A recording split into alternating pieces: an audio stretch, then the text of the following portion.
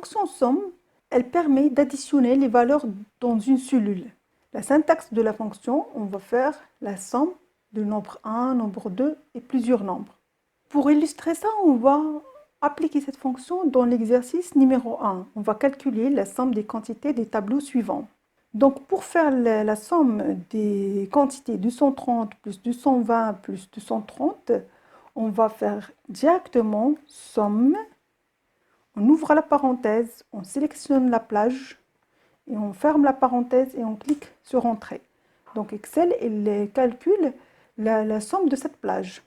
Maintenant, on va voir la fonction moyenne. La fonction moyenne, elle permet de calculer la moyenne d'une plage de données ou des valeurs dans une cellule. Donc, la syntaxe de cette fonction, c'est la moyenne de nombre 1, nombre 2, nombre 3, etc. Pour illustrer l'utilisation de cette fonction, on va appliquer ça dans l'exercice numéro 2. Donc, l'exercice numéro 2, on va ici calculer la moyenne des quantités des tableaux suivants. Donc, pour faire la moyenne de ces trois valeurs, on va cliquer dans la cellule C40, D40, on met égal moyenne de cette plage. Et on ferme la parenthèse. Donc, on fait la moyenne de D37 à D39. Et on ferme la parenthèse et on clique sur Entrée. Donc, Excel, il a calculé la moyenne des trois valeurs qui est égale à 160. Maintenant, on va voir la fonction max. La fonction max, elle renvoie le plus grand nombre d'une série de valeurs. La syntaxe, c'est le max du nombre 1, nombre 2, nombre 3, etc. Le max d'une série de valeurs. Donc ici, pour comprendre le max, on va calculer le max et donner des tableaux suivants. Donc on veut le max de cette plage, on va mettre dans D82, dans la cellule D82, on va mettre est égal max. Vous pouvez écrire max en majuscule ou en minuscule, c'est la même chose pour les fonctions. Donc max, on ouvre la parenthèse, et on sélectionne cette plage, on ferme la parenthèse, donc est égal à la somme de 130. Donc c'est la valeur maximale de cette plage des données. Maintenant, on va passer à la fonction grande point valeur. Donc sur une grande série de données, plusieurs fonctions sont utiles pour distinguer les valeurs remarquables. On utilisera par exemple la fonction min pour déterminer la valeur minimale et la fonction max pour déterminer la grande valeur d'une série de données. Mais pour les autres, par exemple la deuxième plus grande valeur, il faut recourir à l'utilisation de la fonction grande point valeur. Donc cette fonction, elle renvoie la deuxième plus grande valeur, la troisième, etc. jusqu'à la énième grande valeur.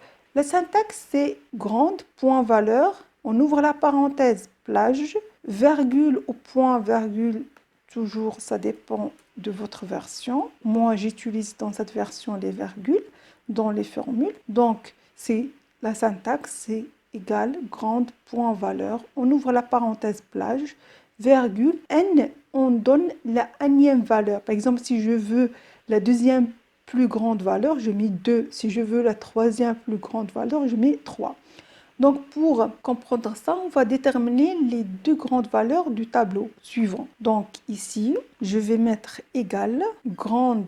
Donc, je clique deux fois sur cette fonction. Je sélectionne la matrice, je mets virgule et je mets 1. Je ferme la parenthèse et je clique sur Entrée. Pour la deuxième valeur, je mets grande valeur. Je clique deux fois sur cette fonction. Je sélectionne la plage, je mets virgule et je mets 2. Donc, on a utilisé cette fonction pour déterminer les 5 grandes valeurs dans la création des tableaux de bord, dans la formation concernant les tableaux de bord. Maintenant, on va voir la fonction min. La fonction min, elle renvoie le plus petit nombre d'une série de valeurs. Donc, la syntaxe de cette fonction, c'est le min du nombre 1, nombre 2, nombre 3, nombre 4, etc. Pour comprendre cette fonction, on va calculer le min des quantités des tableaux suivants. Donc, est égal, ici, on va mettre min, on ouvre la parenthèse et on sélectionne cette plage. La plage où on va chercher le min. On ferme la parenthèse et on clique sur Entrée. Donc, le min de cette plage, c'est 120. Maintenant, on va passer à la fonction petite point valeur. Elle détermine les valeurs minimales d'une série de données. Donc, la syntaxe, c'est petite point valeur. On ouvre la parenthèse plage, virgule, et on met le nème valeur d'une série de données. Donc ici, on veut les deux petites valeurs des ventes. Donc, on met ici égale petite. On clique 2 fois sur cette fonction. On sélectionne la matrice. On met 1. On ferme la parenthèse et on clique sur Entrée. Donc, 1500, c'est la valeur minimale. Donc, on va chercher aussi la deuxième valeur minimale, donc petite valeur de cette matrice, virgule, on met 2, on ferme la parenthèse. Donc, la deuxième petite valeur, c'est 2000. Maintenant, on va passer à la fonction SUMPROD. Cette fonction, elle multiplie les valeurs correspondantes des matrices spécifiées et calcule la somme de ces produits. Donc, la syntaxe de cette fonction, c'est SUMPROD de la matrice 1, matrice 2, matrice 3, etc. Pour bien comprendre cette fonction et son utilité, on va calculer le montant TTC de la facture présentée au tableau suivant. Donc, ici, on veut le montant quantité vendue avec le prix unitaire. Donc, on va calculer la somme. On ne va pas faire un calcul manuel, c'est-à-dire ici, par exemple, pour faire la comparaison, donc ça, cette valeur multipliée par ça, plus cette valeur multipliée par ça, plus cette valeur multipliée par ça, ou bien une deuxième méthode aussi manuelle, multiplier chaque ligne. Ensuite, on fait la somme. Donc, on va vers directement somme prod. On ouvre la parenthèse. On sélectionne la première matrice, c'est-à-dire notre colonne des quantités, virgule, et on sélectionne la deuxième matrice où il y a les prix unitaires de chaque produit. On ferme la parenthèse et Excel il nous donne directement la somme du produit. On va calculer la remise de 5%. Donc, on va multiplier le montant hors taxe par 5%. Le montant après remise, c'est le montant hors taxe moins la remise. La TVA, c'est le montant hors taxe après remise multiplié. La TVA, c'est le taux 20% dans notre exemple. Le montant TTC, c'est le montant hors taxe après remise plus la TVA. Donc, on a ici, on a calculé le montant TTC de cette facture. Maintenant, on va voir la fonction MP. La fonction MP, c'est une fonction qui permet de déterminer le nombre de cellules contenant des nombres.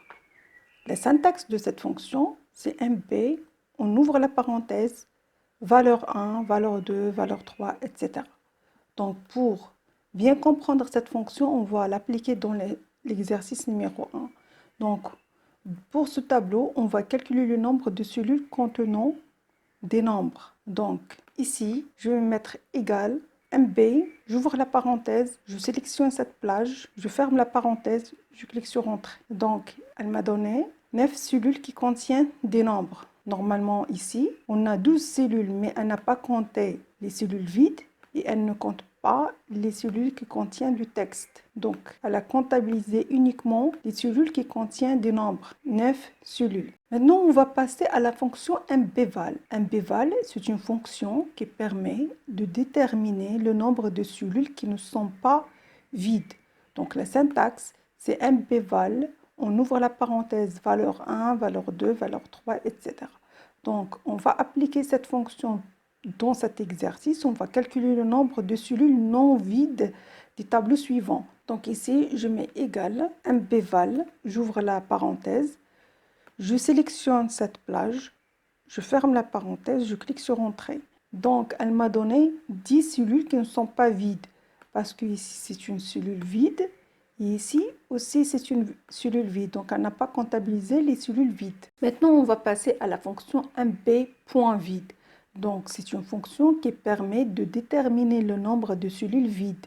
Donc, la syntaxe, c'est mb.vide. On ouvre la parenthèse valeur 1, virgule, valeur 2, etc. On ferme la parenthèse. Donc, on va appliquer ça dans cet exercice.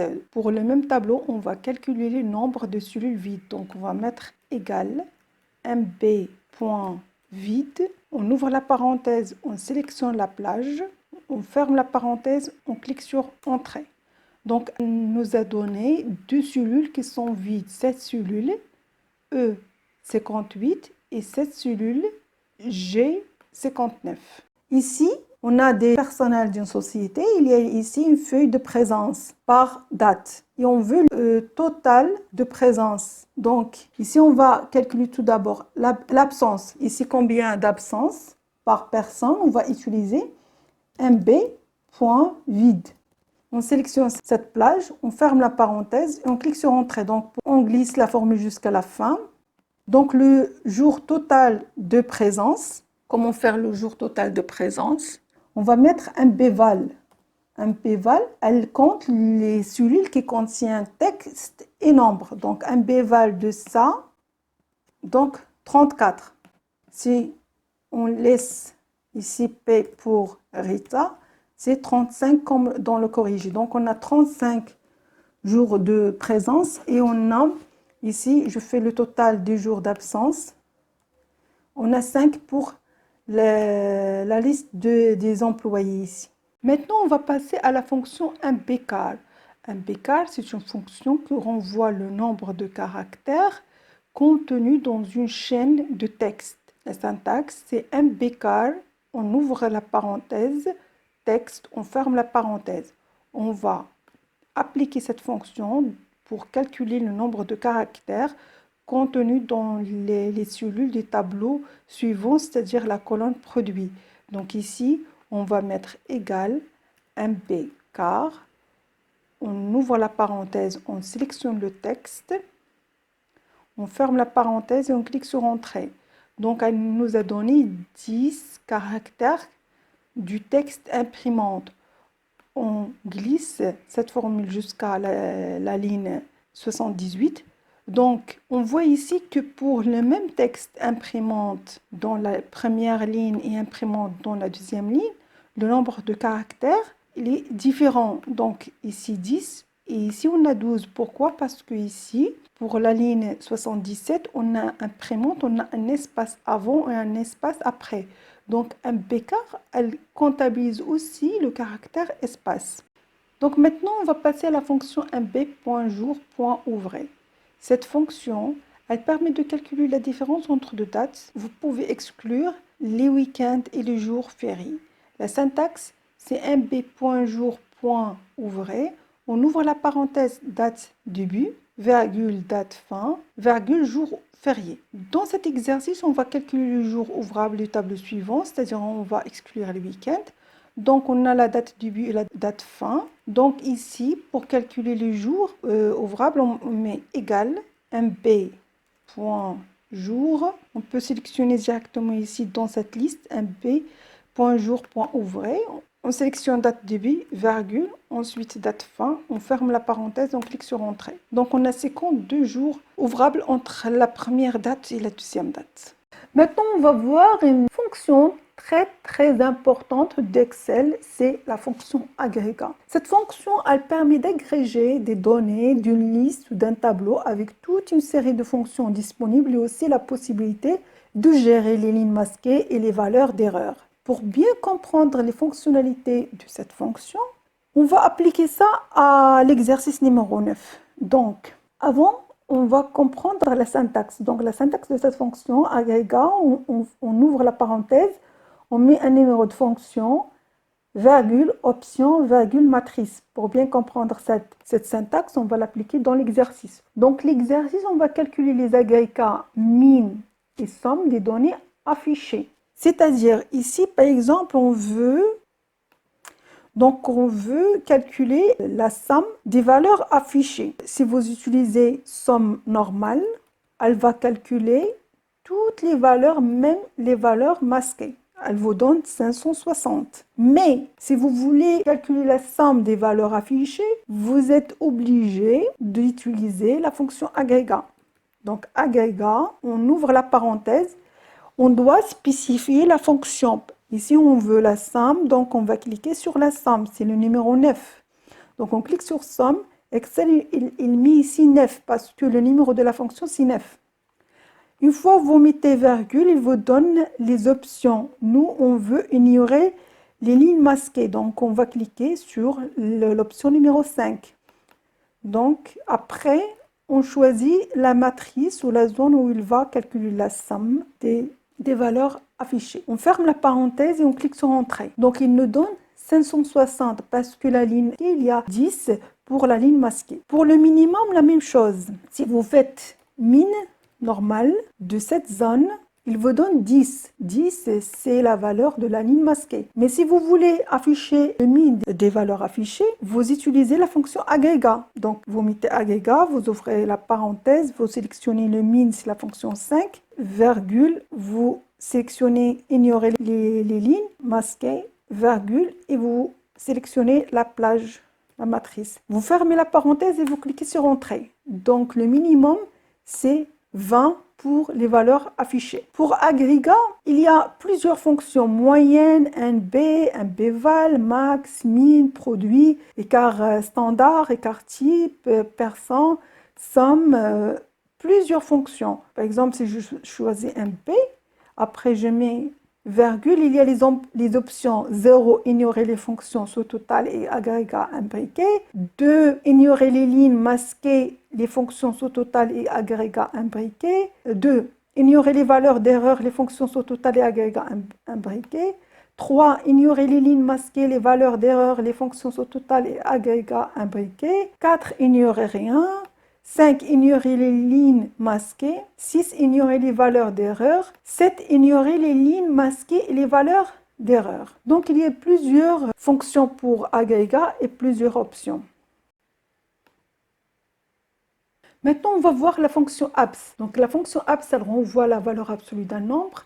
C'est-à-dire, si le nombre est négatif, elle le convertit en nombre positif. La syntaxe abs, on ouvre la parenthèse, on sélectionne la cellule et on ferme la parenthèse. Donc, on va appliquer ça pour l'exercice numéro 10. On va calculer la valeur absolue des deux nombres. Donc, est égal à abs. On sélectionne le nombre, on ferme la parenthèse. Je vais glisser ça. Donc, pour la première ligne 150, elle est positive, il n'y a pas de changement. Mais pour la deuxième ligne, le chiffre il est négatif, donc elle est devenue positive.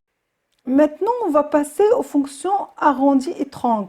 Les fonctions arrondies et tronc, il y a 4 fonctions. La fonction arrondie, elle arrondit un nombre au nombre de chiffres indiqués.